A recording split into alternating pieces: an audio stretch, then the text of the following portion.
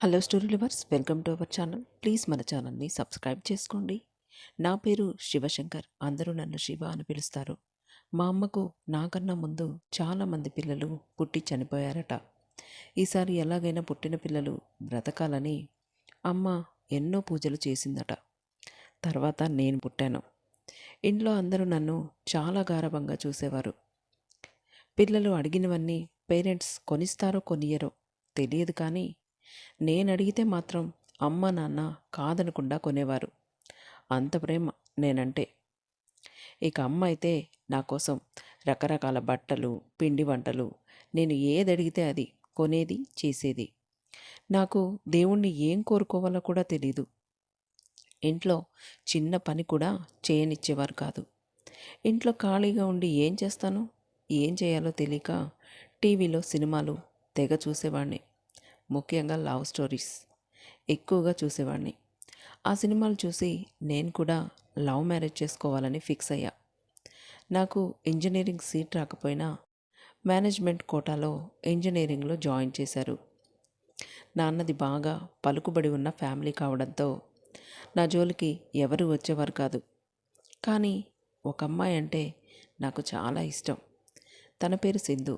తనకు నా ప్రేమ విషయం చెప్పేలోపే మా కాలేజీ చదువు అయిపోయింది. నా వెనుక చాలామంది పడేవారు. తర్వాత వాళ్లే వర్కౌట్ కాదులే అని వదిలేసేవాళ్ళు. ఇంజనీరింగ్ కంప్లీట్ అయిపోయింది. ఇంటికి తీసుకెళ్ళడానికి నాన్న రావడంతో సింధుతో నా మనసులో మాట చెప్పకుండానే వెళ్ళిపోయాను. తర్వాత నాన్న నాకు మంచి సంబంధం చూశారు. కానీ నా మనసంతా సింధునే నిండిపోయింది. కానీ తను ఎక్కడుందో ఆచూకీ కూడా తెలీదు. అందువల్ల నాన్న చూసిన అమ్మాయితోనే పెళ్లి జరిగింది. జీవితంలో ఫస్ట్ టైం బాధతో ఏడ్చాను. నేను పెళ్లి చేసుకున్న అమ్మాయి పేరు శైలజ. చూడటానికి బాగుంటుంది. మాకన్నా సంపద తక్కువైనా మంచి పద్ధతి కలవారని నాన్న ఆ సంబంధం చూశారు. ఎందుకో సింధుని మర్చిపోలేకపోయాను. పిచ్చి పిచ్చి ప్రశ్నలతో శైలుని వేధించేవాణ్ణి. పాపం శైలు ఒక్క మాట కూడా ఎదురు తిరిగి మాట్లాడేది కాదు. మా ఫస్ట్ నైట్ రోజు నుండే తిట్టడం మొదలుపెట్టాను. ఇల్లు ఇలా ఉంచావేంటి, అలా ఉంచావేంటి అంటూ ఎప్పుడు రుసరుసలాడేవాడిని. మా అమ్మ కూడా తనని కోడలిగా కాకుండా ఒక పని మనిషిలా చూసేది. ఎప్పుడు ఇల్లు శుభ్రం చేయడం, వంట చేయడం, గిన్నెలు కడగడం, బట్టలు ఉతకడం, ఇవే తన పనులు. తనొచ్చాక అమ్మ ఇంట్లో పని మనిషిని కూడా తీసేసింది. పాపం ఆ పని మనిషి ఇంట్లో పరిస్థితి బాగోలేదమ్మా, కొద్ది రోజులు పెట్టుకోండమ్మా అని అన్నా కానీ ఇంట్లో ఇద్దరు ఆడవాళ్ళం ఉండగా మళ్ళీ నువ్వెందుకే దండక ఖర్చు అని ఆ పని మనిషిని పంపించేసింది. అప్పటి నుండి శైలుకి ఇంటెడు చాకరీ తప్పలేదు. పనులైతే ఎలాగో చేసేది, కానీ అంతకన్నా ఎక్కువ నా మాటలే తనను బాధించేవి. తన అమ్మ నాన్నలను కూడా తిట్టేవాడిని. నాకు కూడా ఇంట్లో నరకంలా అనిపించేది. తనకేమో రోజు కన్నీళ్లతోనే కాపురం. కొన్ని రోజుల తర్వాత తను అన్నం తినకుండా ఏడుస్తూ నేను ఇక్కడ ఉండను, మా ఇంటికి వెళ్ళిపోతా అంది. మీరు నాకు విడాకులు ఇచ్చి వేరే అమ్మాయిని పెళ్లి చేసుకోండి, మా నాన్నని రమ్మని చెప్పండి, మా ఇంటికి వెళ్ళిపోతాను. వాళ్ళు వచ్చేదాకా అన్నం కూడా తినలేదు. ఇదే మంచి అవకాశం అని వెంటనే వాళ్ళ నాన్నకు ఫోన్ చేసి రమ్మన్నాను. వాళ్ళ అమ్మ నాన్న వచ్చారు. వాళ్ళని చూడగానే దుఃఖం పొంగుకొని వచ్చి పెద్దగా ఏడ్చింది. తనను అలా చూసేసరికి వాళ్ళ నాన్న కళ్ళల్లో కూడా నీళ్లు తిరిగాయి. వాళ్ళ నాన్నేంటి, ఏంటి, ఏమైంది అని ఒక్క మాట కూడా మాట్లాడకుండా బయటకు వెళ్ళి అమ్మాయిని తీసుకురా వెళ్దాం అన్నారు. తను నన్ను కూడా పట్టించుకోకుండా పరుగున వెళ్ళి బట్టలు తెచ్చుకొని వాళ్ళ ఇంటికి వెళ్ళిపోయింది. మా అమ్మ నాన్న నన్నేమీ అడగలేదు. 2 రోజులు చాలా సంతోషంగా ఉన్నా. మా మామగారు ఫోన్ చేస్తే మాట్లాడేవాడిని కూడా కాదు. తర్వాత ఆఫీస్లో ఒక ఫ్రెండ్ వల్ల నాలో మార్పు రావడం స్టార్ట్ అయింది. తనే గుర్తొచ్చేది. నెల తర్వాత తన ఇంట్లో ప్రత్యక్షమయ్యా. నన్ను క్షమించమని ఇంటికి వెళ్దామని ప్రాధేయపడ్డా. తను వాళ్ళ నాన్న వంక చూసింది. ఆయన్ని కూడా అడిగాను. ఆయన కూడా పంపించడానికి అంగీకారం తెలపడంతో తను మళ్ళీ మా ఇంటికి వచ్చింది. నేను నిజంగా మారిన తర్వాత నుండి తనని మాటలతో హింసించడం మానేశా. ఇల్లు కూడా నేనే సర్దేవాడిని. వంటలో కూడా హెల్ప్ చేసేవాడిని. తనతో ప్రేమగా మాట్లాడేవాడిని. అప్పుడప్పుడు బయటకు కూడా తీసుకెళ్లేవాడిని. ఇంకా నాపై తన ఫీలింగ్స్ శైలు మాటల్లో. ఆషాఢ మాసమని నాన్న వచ్చారు తీసుకెళ్ళడానికి. ఈసారి మాత్రం ఆయన్ని వదిలి నాకు వెళ్ళాలనిపించలేదు. కానీ తప్పలేదు. ఏదో కోల్పోయిన ఫీలింగ్. ప్రతిరోజు ఫోన్ చేసి మాట్లాడేవారు. ఆయనలో వచ్చిన ఈ మార్పును చూసి నాకు ఆశ్చర్యం వేసింది. ఇంటికి వెళ్ళిన కొన్ని రోజుల తర్వాత మా అమ్మని అడిగాను, ఆయనకు మీరేమైనా చెప్పారా అని. మేమేమీ చెప్పలేదంది. ఆయన తనలో వచ్చిన ఈ మార్పుకి చాలా సంతోషించా. మా ఆయన కోసం అమ్మ దగ్గర రకరకాల వంటలు నేర్చుకున్నా. అప్పుడప్పుడు కోప్పడినా కానీ నన్ను ఏమీ అనేవారు కాదు. ఆయన ఓర్పుకి సహనానికి దాసోహం అయ్యాను. నాకింత మంచి భర్తను ఇచ్చినందుకు దేవుడికి ధన్యవాదాలు చెప్పాను. ఒకరోజు ఆయన నన్ను బయటకు తీసుకెళ్లారు. ఇద్దరం పార్కులో బెంచ్ మీద కూర్చున్నాం. నాకెందుకో ఆయనలో ఇంత మార్పు ఎలా వచ్చిందా అని అడగాలనిపించి, మీలో ఇంత మార్పు రావడానికి కారణం ఏంటి అని అడిగాను. మా ఆయన చెప్పడం మొదలుపెట్టారు. శైలు, నేను మంచివాడినే, కాకపోతే నేను ప్రేమించిన అమ్మాయి, మా అమ్మ, కొంతమంది ఫ్రెండ్స్ కారణంగా అలా మారాను.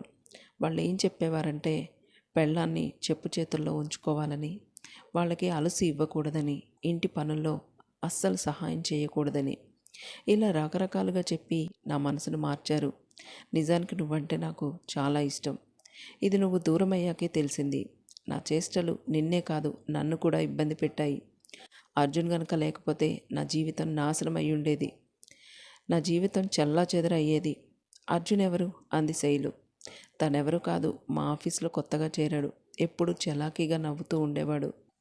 అందరికీ అతనంటే అసూయ. ఎంతో హ్యాపీగా ఉండేవాడు. అసలు అదెలా సాధ్యం అనుకునేవాడిని నేను. నెమ్మదిగా నాకు అతనితో స్నేహం ఏర్పడింది. నా గురించి తెలుసుకున్న తను చాలా విషయాలు చెప్పేవాడు.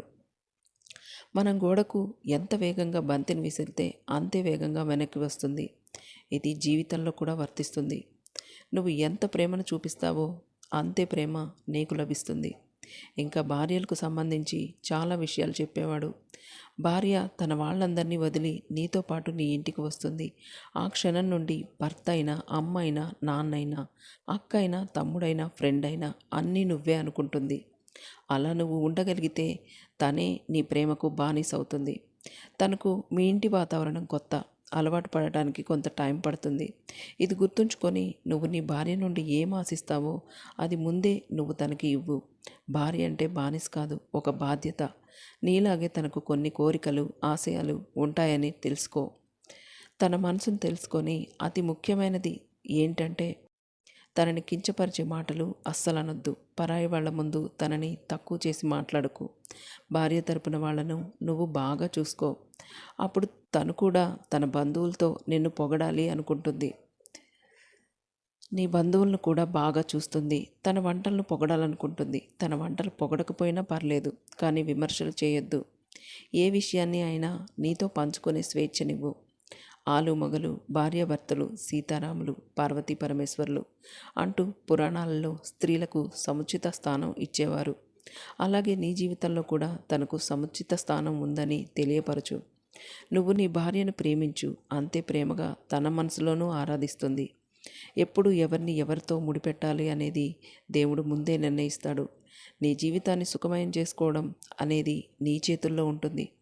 ఇవన్నీ గుర్తుంచుకో, అప్పుడు నీ జీవితం సుఖమయం అవుతుంది అన్నాడు అర్జున్. అతను చెప్పినవన్నీ నిజమే కదా అనిపించింది నాకు కూడా. శైలు అర్జున్కి తన మనసులోనే కృతజ్ఞతలు చెప్పుకుంటుంది. ఒకరోజు ఉదయం శివ ఆఫీస్కి రెడీ అవుతుండగా శైలు మెల్లగా వచ్చి మీకు ఒక విషయం చెప్పాలి అంది. ఏమైంది శైలు అని కంగారుగా అడిగాడు శివ. మన ఇంటికి ఒక బుల్లి అతిథి రాబోతున్నాడు అని చెప్పింది. శివ క్షణకాలం పాటు నిశ్శబ్దంగా నిల్చున్నాడు. ఆ తర్వాత ఆనందంతో శైలు చేతులు పట్టుకొని, నిజమా శైలు, ఎంత గొప్ప శుభవార్త చెప్పావు అన్నాడు. అవును అన్నట్టుగా తలూపింది శైలు. శివ కళ్ళల్లో ఆనంద బాష్పాలు కనిపించాయి తనకు. అప్పటి నుండి శైలును ఇంకా జాగ్రత్తగా చూసుకోవడం మొదలుపెట్టాడు. శైలు అత్తగారు ఈ విషయం తెలిసి మొదట్లో పెద్దగా స్పందించలేదు. కానీ తర్వాత వారి అన్యోన్యతను చూసి తనలో కూడా మార్పు వస్తూ ఉంటుంది. శైలు ఒకరోజు వంట చేసి అలసటగా కూర్చొని ఉండడంతో అత్తగారికి తన గత ప్రవర్తన జ్ఞాపకం వచ్చి శైలు వద్దకు వచ్చి, అమ్మ శైలు, నేను ఇంటి కోడలుగా కాకుండా పని మనిషిలా చూశాను, నన్ను క్షమించమ్మా అంటుంది. అయ్యో అత్తయ్య గారు, మీరు పెద్దవారు, మీరు నాకు క్షమాపణ చెప్పడం ఏమిటి?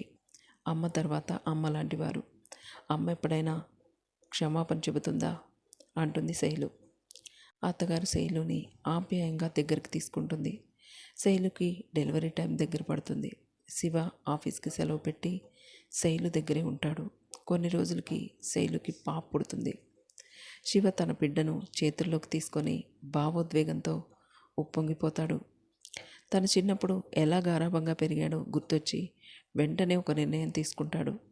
మన బిడ్డకి ప్రేమతో పాటు మంచి విలువలు నేర్పేలా పెంచాలి అని, ఎవరిని బాధ పెట్టకుండా ఉండే మనిషిలా తీర్చిదిద్దాలి అని అంటాడు. శైలు బిడ్డ వైపు చూసి చిన్నగా నవ్వుతూ ఉంటుంది. పాప రాకతో శైలు శివ జీవితంలో ఆనందం సందడి రెట్టింపవుతుంది. శివ ఆఫీస్ నుంచి రాగానే తన పాపని చేతుల్లోకి తీసుకొని ఆడుకుంటూ ఉంటాడు. తనని వదిలి ఒక్క క్షణం కూడా ఉండాలనిపించదు అతనికి. పాపను చూస్తూ మన అమ్మ నాన్నలు మనల్ని చిన్నప్పుడు ఎందుకు అంతలా ప్రేమించేవారో ఇప్పుడు అర్థమవుతుంది శైలు. నిజంగా ప్రేమ ఎంత గొప్పదో కదా శైలు అంటాడు శివ. అవును కదండి, ప్రేమ లేకపోతే జీవితంలో ఏది ఉండదు అంటుంది శైలు. శివ శైలు దంపతులు తన పాపకు ఆద్య అని పేరు పెట్టుకుంటారు. ఆద్య తన తల్లిదండ్రుల పెంపకంలో విలువలతో కూడిన మంచి అమ్మాయిలాగా పెరిగి పెద్దదవుతుంది. అన్నింటికంటే ముఖ్యంగా శివకి అర్థమైంది ఏంటి అంటే, భార్యను ప్రేమగా చూసుకుంటే ఏ ఇల్లైనా స్వర్గంలా మారుతుందని తెలుసుకుంటాడు శివ. ఈ కథ ఇంతటితో సమాప్తం. Thank you.